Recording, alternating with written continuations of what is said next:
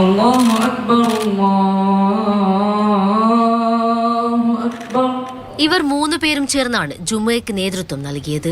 3 പേർക്കും കാഴ്ചയില്ല. പക്ഷേ ഇവരെ ചേർത്ത് നിർത്തുന്ന മഅദിൻ ഗ്രാൻഡ് മസ്ജിദിലുള്ളവർ മതിയല്ലോ ഈ നാളുകൾ സന്തോഷമുള്ളതാകാൻ.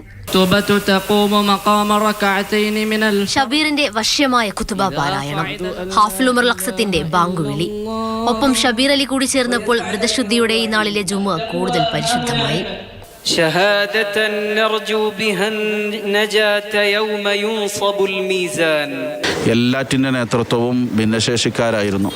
ആ രൂപത്തിൽ നേതൃത്വം നൽകാൻ പറ്റുന്ന രൂപത്തിൽ വന്നിരായ ഷെയ്ഖുന മാദിൻ ചെയർമാൻ സയ്യിദ് ഇബ്രാഹിമുൽ ഖലീൽ ബുഖാരി ഉസ്താദ് ഈ സമൂഹത്തിലെ ഭിന്നശേഷിക്കാരെ വളർത്തിയെടുത്തു. പിന്നീട് സമൂഹത്തിന് നൽകുന്ന മെസ്സേജാണ് ഇവർക്ക് ഈ ഉന്നതമായ ഈ ഉത്കൃഷ്ടമായ ഈ പദവിക്ക് നേതൃത്വം വഹിക്കാൻ സാധിക്കും.